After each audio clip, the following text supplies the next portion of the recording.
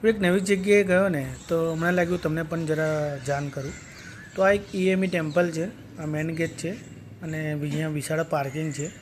આ ફતેગંજથી થોડા આગળ આવીએ ને આપણે અમિતનગર સર્કલ બાજુ, તો ત્યાં બાજુમાં જે ઈએમઈ સર્કલ છે ત્યાંથી લેફ્ટ સાઈડમાં આવો તમે ઈએમઈ ટેમ્પલ્સમાં જવાય છે.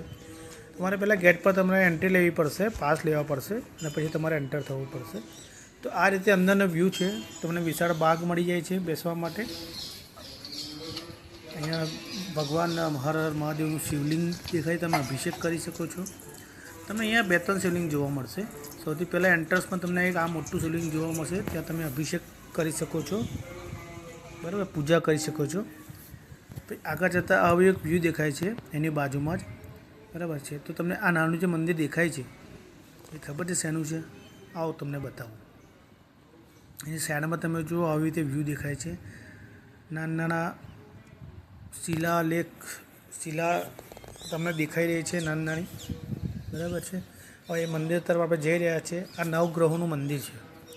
ઓકે, તો નવગ્રહોના મંદિરમાં આપણે દર્શન કર્યા, મેં પણ દર્શન કર્યા, તમે પણ કરો. તો આ રીતે નવગ્રહોનું મંદિર છે. અહીંયા જે મેન તમને દેખાય છે નીચે એ શનિદેવ મહારાજનું પ્રતિમા મૂકેલી છે, બરાબર છે. જય શનિદેવ મહારાજ. તો આ મેં દર્શન કર્યા. દર્શન કરીને પછી અહીંયા ફરીને દર્શન કરીને પછી મેં થોડો બહાર નીકળ્યો. તમને આ રીતે વ્યૂ દેખાય છે, તમે જોઈ શકો છો મિત્રો. તો આ ઈએમઈ ટેમ્પલનું એટલું સ્વચ્છ અને સુંદર નજારો છે. આ એક નાનું ટેમ્પલ છે. આગળ જતાં તમને એક નાનું શિવલિંગ દેખાય છે, આ રીતે પથ્થરમાં બનેલું છે. અલગ અલગ જગ્યાએ તમને બીજા પણ શિવલિંગ જોવા મળશે. અહીંયા પણ તમે અભિષેક કરી શકો છો, પૂજા કરી શકો છો. સામે તમે દેખાય તમને એક આ મંદિર છે.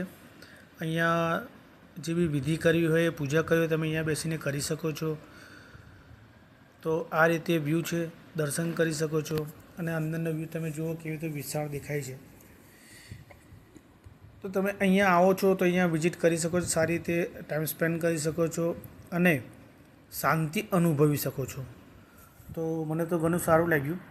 તમને વ્યૂ બતાવી દઉં. આ અંદરનો વ્યૂ છે. અંદરનો વ્યૂ જોઈએ આપણે થોડી વાર બહાર આવીએ તો બહાર તમને બતાવું કેવો વ્યૂ છે. આ ઉપરનો વ્યૂ છે. હવે બહાર નીકળતા આપણે શું જોઈએ તમને બતાવું.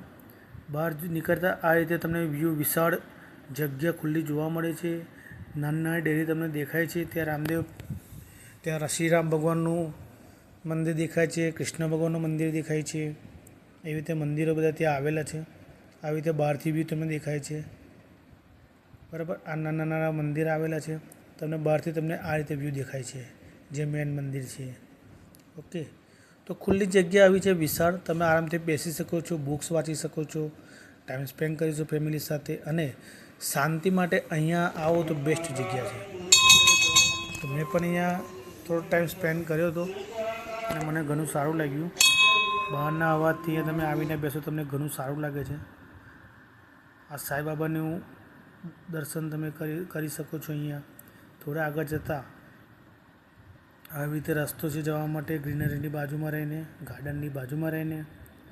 તો મેં પણ આ રીતે દર્શન કર્યા હતા. આ રીતે દર્શન કરવા માટે આ રીતે આવવાનું હોય છે. તમે જુઓ, શ્રી ભગવાનની મૂર્તિ છે. આ મૂર્તિ જગદંબા માતાની છે. આગળ આવતા તમને અહીંયા જગદંબા માતાની મૂર્તિ બતાવું તમને, બરાબર. આ રીતે અહીંયા મૂર્તિનો શણગાર કરેલો છે. અને આ હનુમાનજી દાદાની મૂર્તિ છે, બરાબર. અહીંયા પણ દર્શન કર્યા તમે પણ દર્શન કરી શકો છો અને અહીંયા આવીને ટાઈમ સ્પેન્ડ કરી શકો છો. આપણે પંજાબથી આ બાજુ ફતેગંજથી થોડા સીધા આગળ આવીએ તો ઈએમઈ સર્કલ આવે છે. ત્યાંથી તમે લેફ્ટ સાઈડ હશે ને તમને આ મંદિર જોવા મળે છે. આ એક ગુફા ટાઈપનું બનાવ્યું છે, તમે જોઈ શકો છો. જે અમરનાથમાં બનાવ્યું એ ગુફા ટાઈપનું બનાવ્યું છે. સારું છે, તમે આવીને અહીંયા વિઝિટ કરી શકો છો. મને પણ ઘણી મજા આવી. છોકરાઓ માટે તો બેસ્ટ જગ્યા છે. તમે છોકરાઓના અહીંયા લાવો તો એ પણ ભક્તિના ભાવે આગળ જાય. તમે એ રીતનું અહીંયા એમને બતાવી શકો છો, સારી રીતે ટ્રેન કરી શકો છો. અને અહીંયા અવારનવાર લાવવાથી એમને ભગવાનના આસ્થાનો મહિમા જાગે. તો આ રીતે બીજી સાઈડ તમને ગાર્ડન જોવા મળી જાય છે. આવી રીતે વોક કરતાં કરતાં થોડા આગળ ગયા પછી મને આ રીતે એક ગુફાનો બહારથી વ્યૂ જોવા મળ્યો. પછી અહીંયા બીજી ગાર્ડન તરફ આ એક પીપળાની નીચે એક શિવલિંગ બીજું બનાવ્યું છે. ત્યાં થોડું અભિષેક બધા કરે છે. અહીંયા આવીને મેં પણ થોડું અભિષેક અહીંયા કર્યું. આવી રીતે મૂર્તિ સ્થાપિત કરી છે, શિવલિંગ સ્થાપિત કર્યું છે. આગળ નંદી મહારાજનું પ્રતિમા સ્થાપિત કરી છે અને મેં પણ અહીંયા અભિષેક થોડું કર્યું. મહાદેવ, હર હર મહાદેવ, ઓમ નમઃ શિવાય, ઓમ નમઃ શિવાય, ઓમ નમઃ શિવાય, ઓમ નમઃ શિવાય, ઓમ નમઃ શિવાય, ઓમ નમઃ શિવાય, ઓમ નમઃ શિવાય.